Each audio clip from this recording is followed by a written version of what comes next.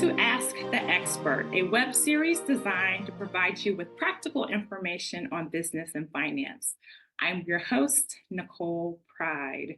So within the D-Free infrastructure, we have so many people with expertise, experience, and perspectives who can help you move your business forward or advance your career goals.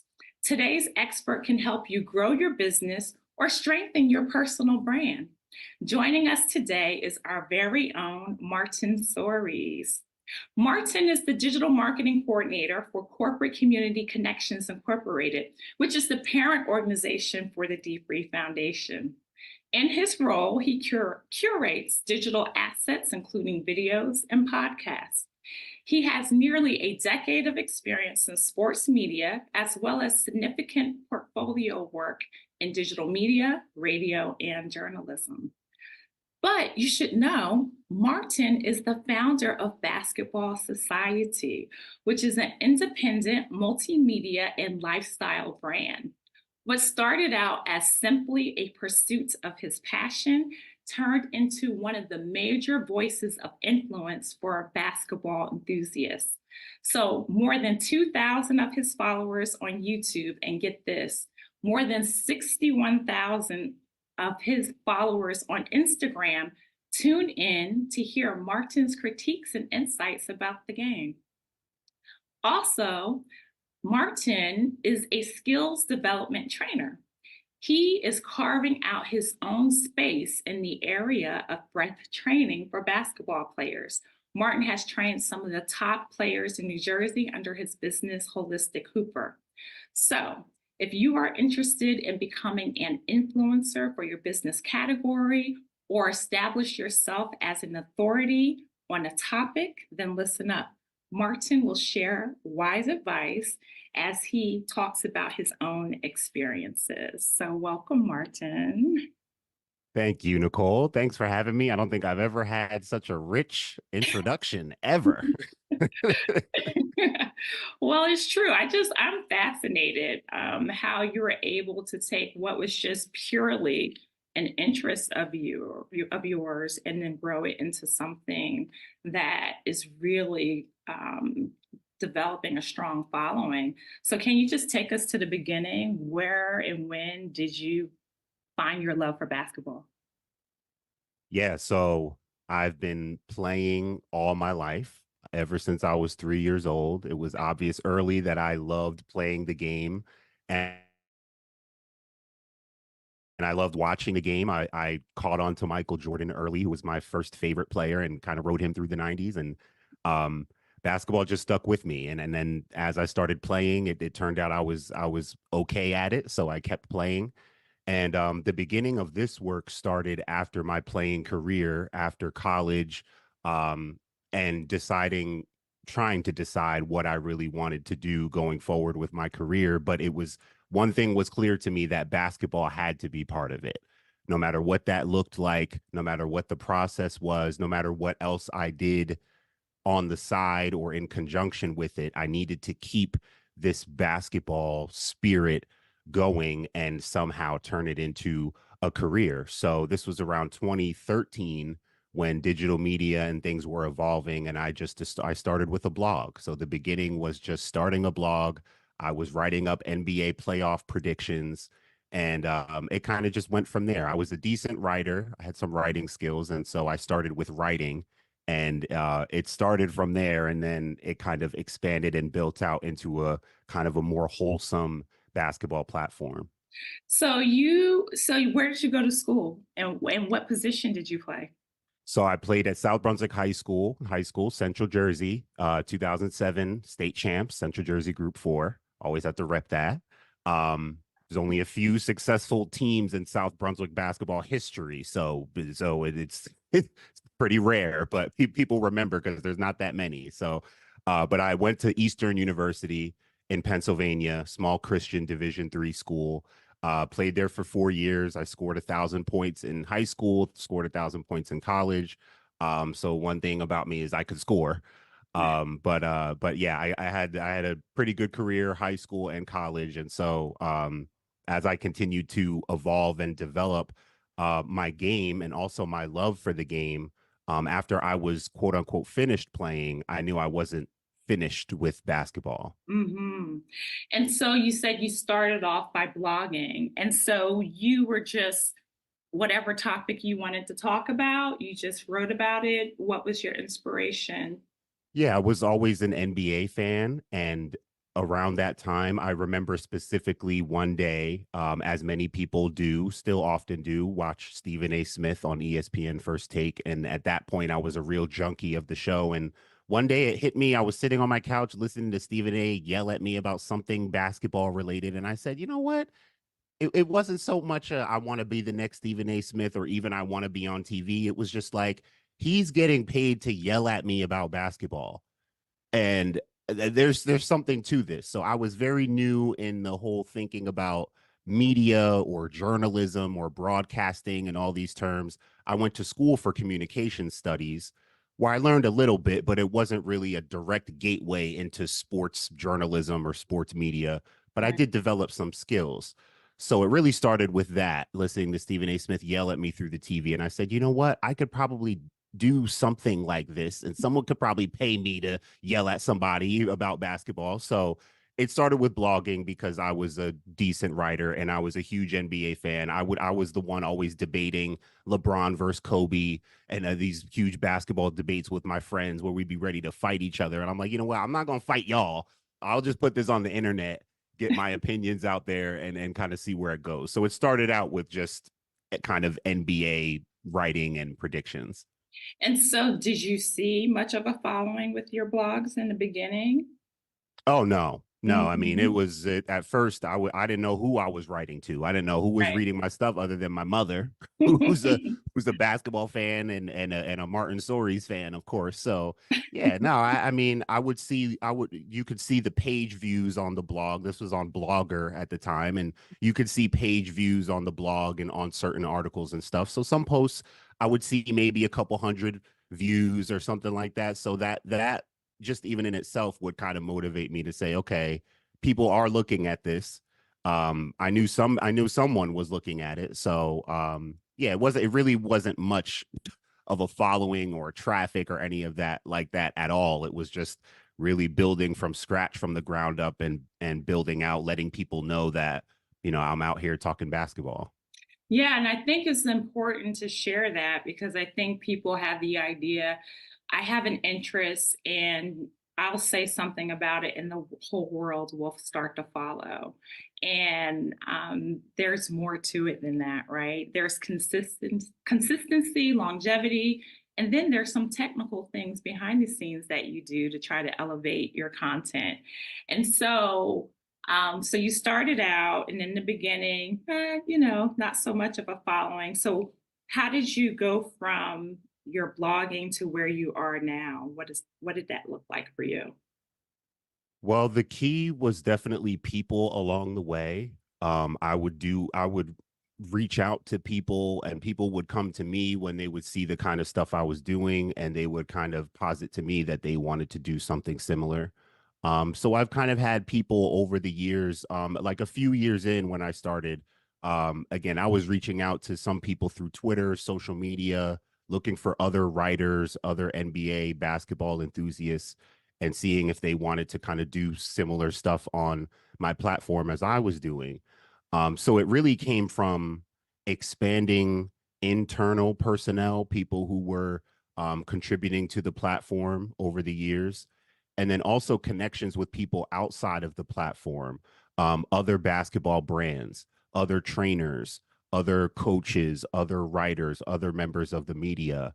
And that's really what the nature of growing social media and a brand really is making connections with other people specifically on social media. I mean, that's how you grow, by posting content and doing those things, but also by following people, by engaging with people, leaving comments on their stuff, replying to their stuff, finding common ground, finding other people who are interested in the things that you are, and then showing what you have to offer and then celebrating them for what they have to offer.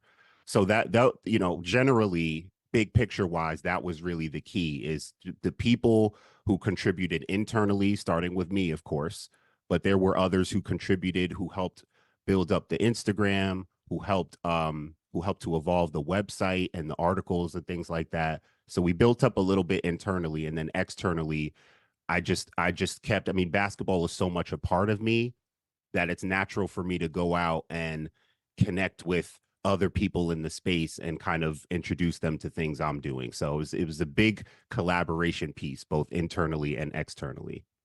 Yeah, I think there's a few things you said that are key. Like one, just the your authentic love for the sport, right? So whatever it is that you're writing about, you really have to care about it. You can't fabricate that, right? And so otherwise, it becomes a really a heavy lift, and people can see right through it. So one of the Yeah. things about you about you. I looked at some of your interviews. Like you are really passionate, and particularly about the holistic aspect. So I saw an interview. It tickled me so much. This was a while ago. It was called Tapping into the Zone, and it was with the mental performance coach. Laura Mitchell Wild. And I mean, I thought you were going to jump out of your seat. Out of your seat. I loved it. You were just so into it. And I think that makes people want to follow. People connect with the energy that you give off and the excitement about the topic. So, for anyone who is trying to establish a personal brand or position your business as the authority on a specific category, topic, issue, product, whatever it may be, the passion just has to be there. People see right through it. 100%. 100%. Laura Mitchell Wild is a special, unique person out here in this galaxy. She's become one of my mentors. She gives me so much crazy advice and tips and things that I utilize in my mindfulness practice and as I teach the players that I work with. She's on another level. She's on another level. She's got a book called The Cosmic Athlete. She talks about cosmic and energy and unicorns and frequencies and all that. She's just on another level. But since I got into my meditation and mindfulness practice, I can't help but subscribe to things like that. So she's been a great mentor, and it was cool to talk to her. And I love how you brought up the passion for this stuff, because the only reason I am in the mental performance, mental health, meditation, mindfulness, holistic wellness space is because of basketball. It's Mm, my connection to basketball. Basketball actually brought me to meditation. Basketball brought me to mindfulness. And it's really the only reason why I feel comfortable in those spaces, because right away I started talking to people like Laura, people like George Mumford, people who are in the space as mental performance coaches and things that are kind of becoming a little more popular now with mental health conversations ramping up and whatnot. But these are people who have been doing the work and who do the work with basketball players. George Mumford taught Michael Jordan and Kobe Bryant, my two favorite basketball players ever, how to meditate. So for me to be able to interview him and get advice from him and call him a mentor is something that I never would have expected, but it makes a lot of sense and I'm comfortable in it, because while I'm also starting to focus on my personal growth and wellness as we do when we get older, I've also taken more seriously my development in how I'm able to train, training young basketball players. We can work on dribbling and shooting and passing and cutting and defending and running and footwork and all these things that mechanically have to do with basketball. But if we're not breathing, if we're not comfortable with ourselves, if we're not mindful about why we're actually doing this, if we're not connected to a real purpose and passion, if this is not a passion for you, then what are we doing? Then what do we do? What are we doing spending time doing this? Right. So mhm, being connected to your passion can take away intimidation, fear. I mean, those things will be there, but you'll be way more comfortable, way more confident. Even if you are intimidated or fearful, at least you're still connected to what your passion is. And in my experience, that's made me feel a lot more comfortable going into different spaces that may seem to not have anything to do with basketball. Yeah, and that's what I was going to say. For a lay person like me, I would not have connected the two, holistic health, mental well being, breath work with the sport of basketball. And this natural trajectory that you're on led you to this unique category. And because you've been at it for so long, is really going to position you to be one of the go to people in that space, and which is pretty cool because as um, I think as people are more open to mental health and well-being, just because of how the state of the world is, you're really positioning yourself well. And I think that is helpful for other people. One, longevity, just to be an influencer, just stick at it. The longer you're in it, the more your name is out there, the more connections you make, as you mentioned, and opportunities begin to open. Can you just go back a little bit and talk a little bit more about what that internal infrastructure looked like? So, when you talked about having other contributors, were you paying them freelancers or were they just co collaborations?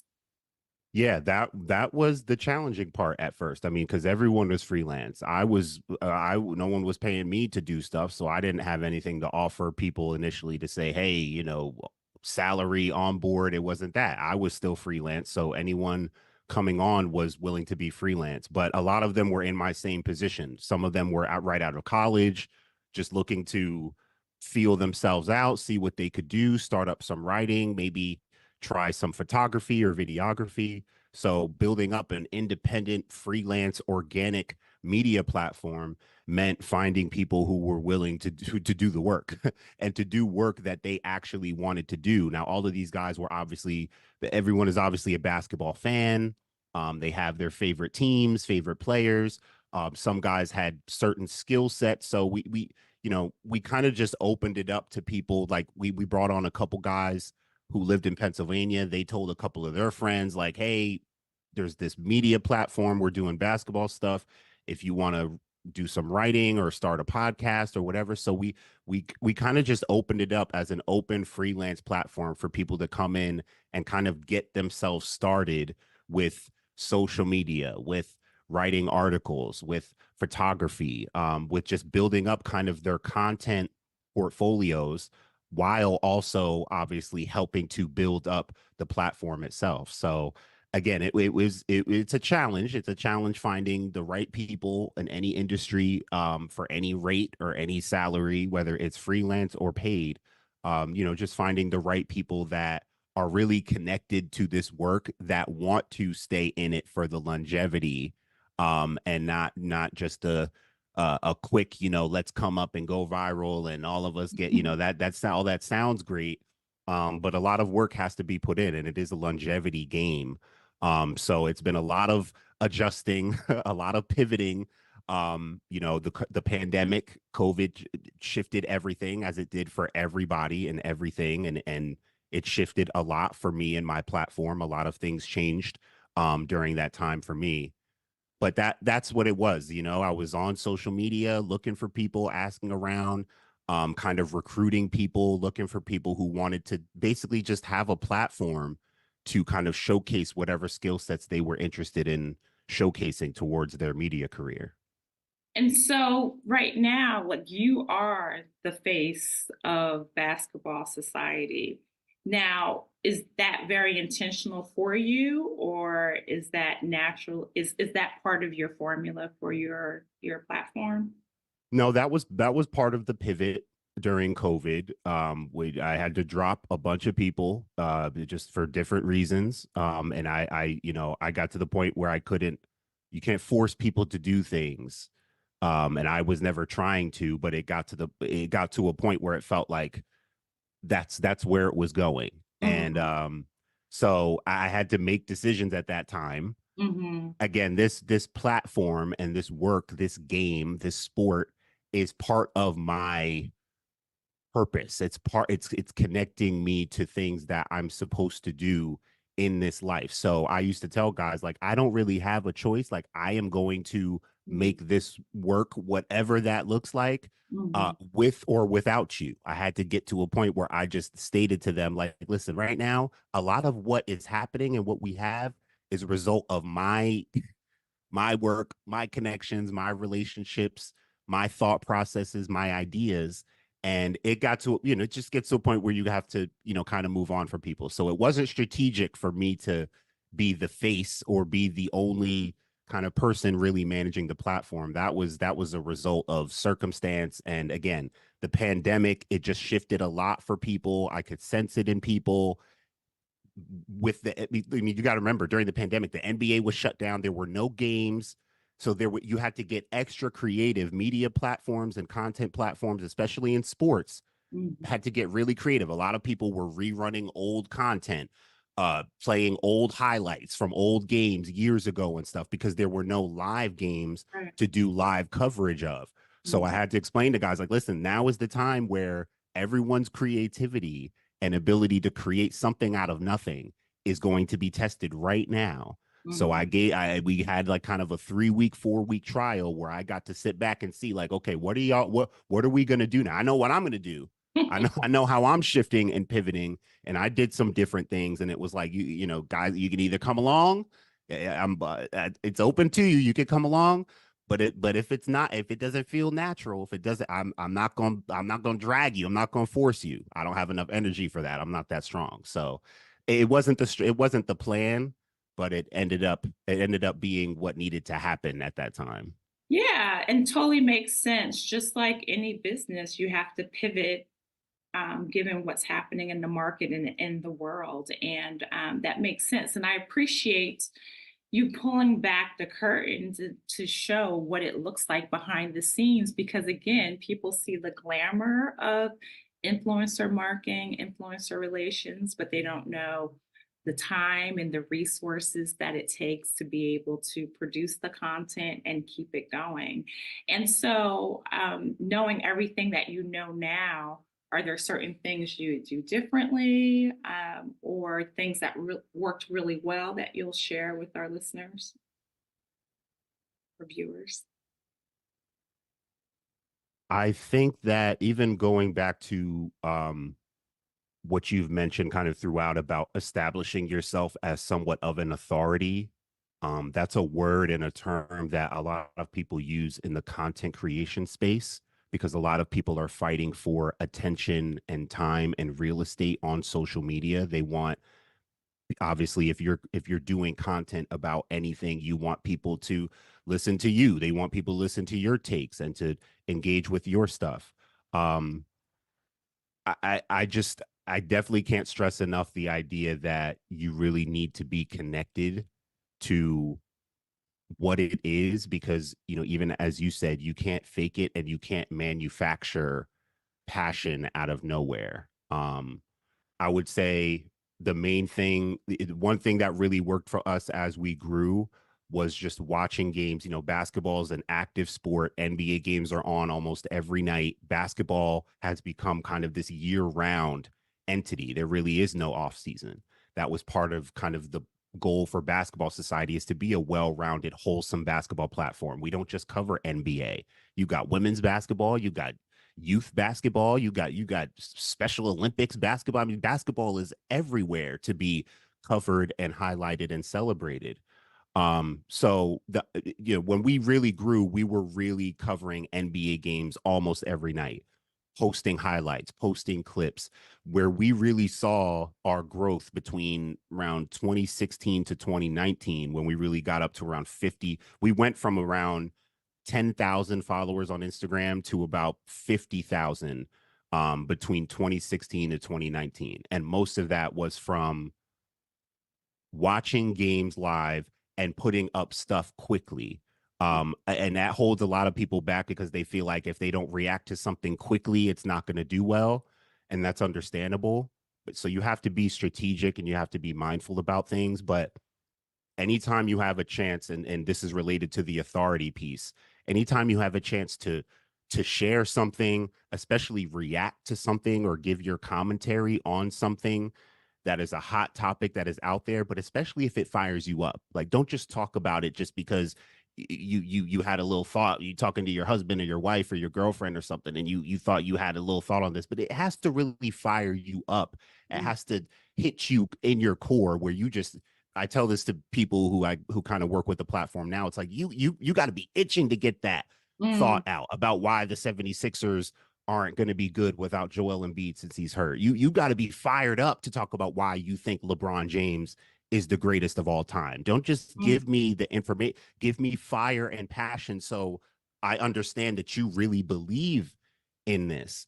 So mhm, it is about consistency. It is about um not holding back and kind of just, you got to be willing to kind of mess up and put stuff out quickly right away, test things and see what people like, see what attracts people. We saw that posting highlights, especially if it was a highlight that just happened in a game like an hour ago that same night. If we posted a clip that night, and this was like 5, 6 years ago. So mhm, nowadays, this isn't like a foolproof system for anyone to do. mhm, But then when Instagram and highlights were really starting to boom, we were right on it. So we would wake up in the morning and see our post last night had over 50,000 views, 100,000 views on Instagram because it was so quick.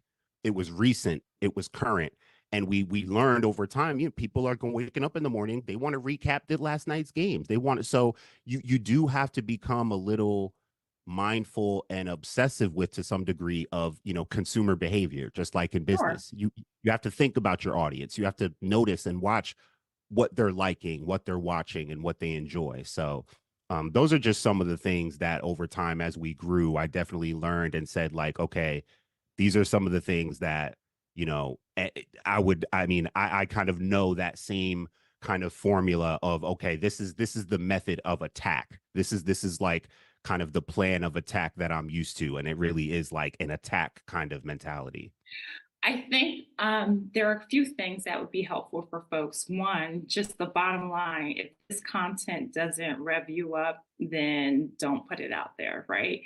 Two, being nimble. So I think a lot of people may get caught up in delivering the most perfect looking video shot and it hurts them, right? And Yeah. so where is the balance between, you want to produce something that, you don't want to just do anything that's really shoddy, but at the same time you want to um just be able to get content out there so people can consume it. So what's your advice about the level of productivity, and production work and that type of thing?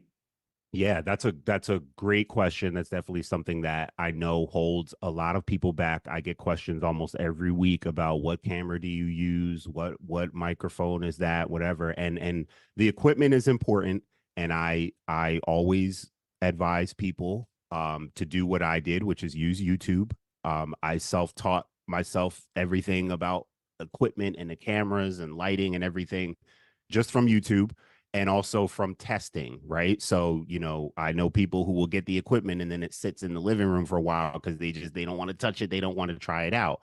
And it's understandable. This stuff can be intimidating. I would say stick to the basics. If you can get one basic light, lighting is important. Audio is important. You can get good quality microphones for cheap. It doesn't have to be some fancy XLR studio microphone. It can be a USB mic or something that hooks up to your iPhone.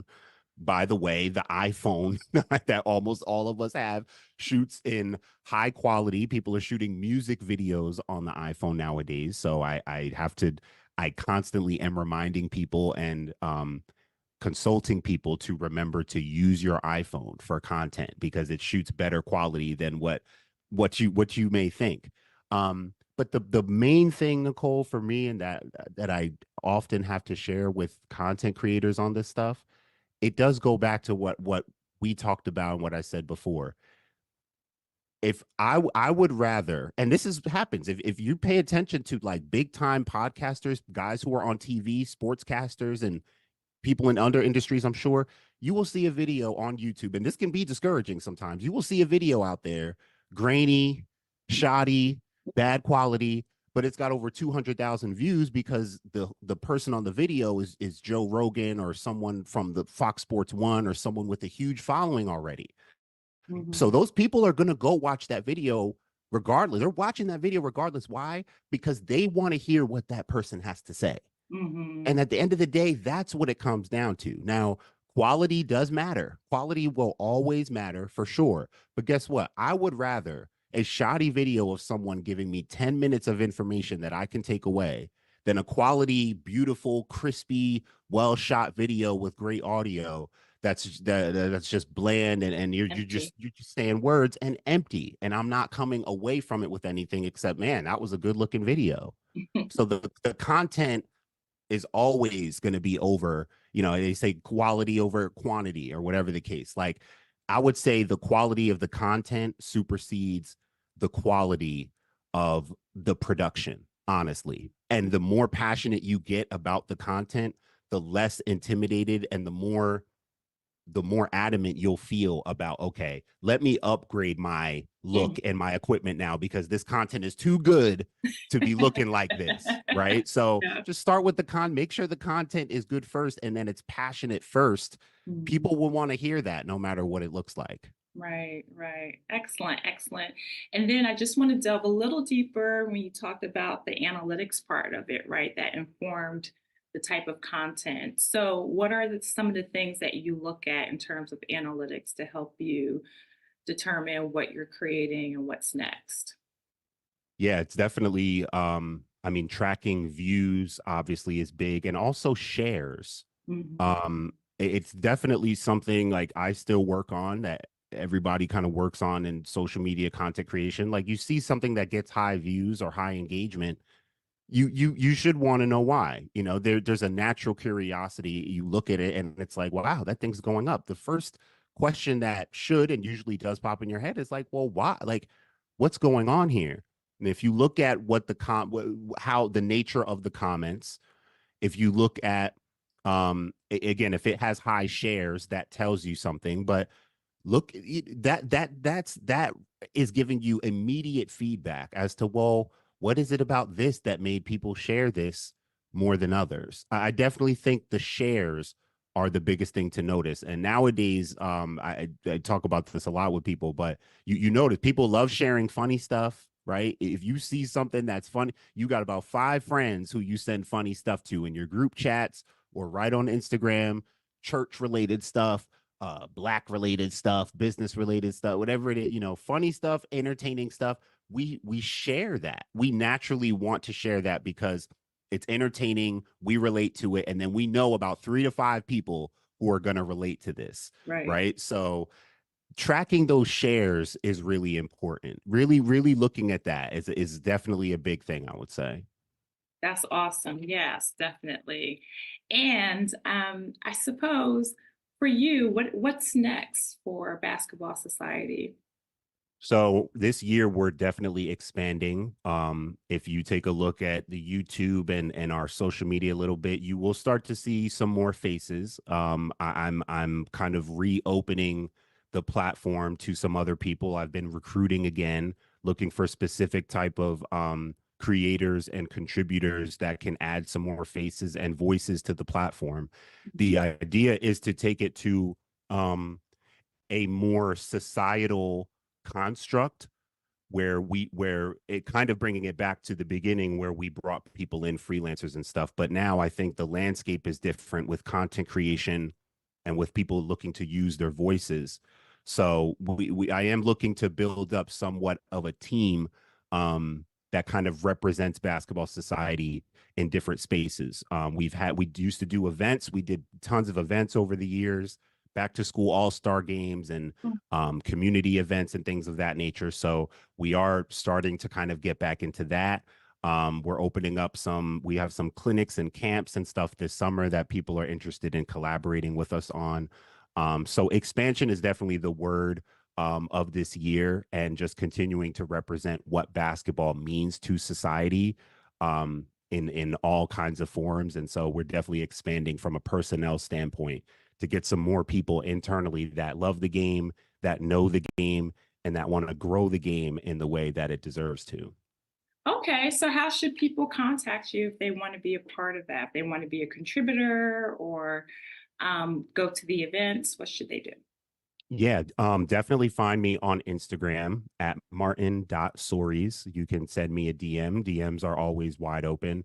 And you can find Basketball Society on Instagram at basketball society underscore, and contact information, email, everything like that is you can all find there. So that's where you could reach out to me if you're a basketball person who, or even if you're just a basketball fan and you're looking for some genuine basketball content out here, definitely feel free to stop by. But yeah, anyone who's looking to kind of get into that space, we're definitely here for you. And a final thought for you, are you interested in any formal connections with corporations and other brands in the category? Yes. Mhm. Yes, absolutely. We are committed to, again, using basketball as a vessel, as a vehicle to contribute to the betterment of society with our young people, even with our older people. We feel that basketball has a huge impact and influence on society. So we are looking to collaborate and partner with corporations who have those goals in mind, and using basketball as it was intended to be from the very beginning when James Naismith created the game back in 1891, to create this ecosystem of collaboration and community where we can move society forward using this great game of basketball. It's not just about all-star games and community events and stuff like that, but basketball brings people together and it changes lives. So the idea is to use the platform in that way, to partner with corporations who are serious about doing that work and doing things in the community where basketball can be that strong connector to bring people out, bring people together, and make things a little bit better out here. So I believe, and we believe, that basketball truly has that unique power. Well, that was awesome. And you gave us a little bit of history there. So thank you for that. So I appreciate the time you've given us. I think this was extremely informative. And so thank you. We appreciate it. Oh, thank you for having me. Yes. So there you have it, folks. Another episode of Ask the Expert. Join us next week, same time, same place.